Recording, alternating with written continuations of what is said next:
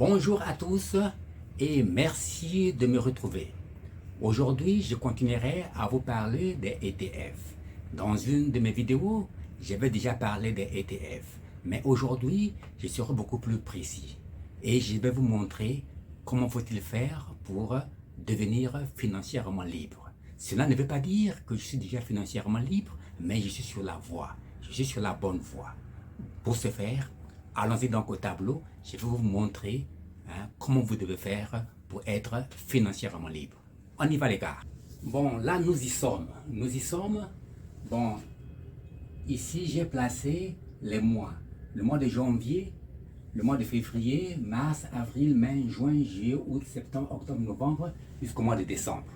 Donc en ce qui me concerne, j'ai choisi donc 3 ETF. Je suis donc 3 ETF. Il y a un ETF qui s'appelle ETF A, ETF B et puis ETF C. En principe, chaque ETF a un code.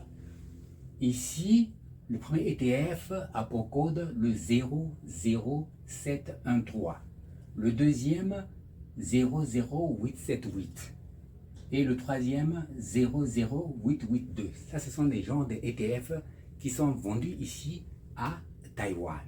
Donc, pour le premier ETF, ça donne la dividende au mois de janvier, au mois d'avril, au mois de juin, au mois d'octobre.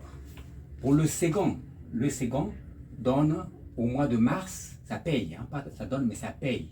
La dividende au mois de mars, au mois de juin, au mois de septembre et au mois de décembre. Ça veut dire chaque 3 mois en fait. Le premier également, c'est chaque 3 mois. Chaque 3 mois. Vous comprenez? Bon, le dernier ETF, c'est un ETF de Chine qui est vendu ici à Taïwan. Et ça paye la dividende au mois de février et puis au mois d'août. Au mois d'août. Donc, si vous pouvez constater, si vous pouvez bien voir, donc, le mois de janvier, 1, 2, 3, 4, 5, 6, 7, 8, 9, 10. Donc, ça veut dire quoi? Dans 12 mois de l'année, mes 3 ETF me payent la dividende pendant 10 mois. Donc, pendant 10 mois. Donc, si cet ETF-là me paye la dividende au mois de janvier, l'argent obtenu, ou l'argent reçu, je remets ça dans le même ETF. C'est comme pour ce ETF-là, le 00878. Ça me paye la dividende. L'argent reçu, je replace cela dans le même ETF, et ainsi de suite. Donc, ça fait un effet multiplicateur. Donc, c'est ça le secret en fait. Mais en fait, il y a plusieurs moyens pour devenir riche, ou bien devenir, pas riche, mais devenir libre financièrement. Mais moi, je constate, moi, je pense que la meilleure manière, c'est de payer les ETF. Parce que, avec ça, c'est beaucoup plus sûr. C'est beaucoup plus sûr.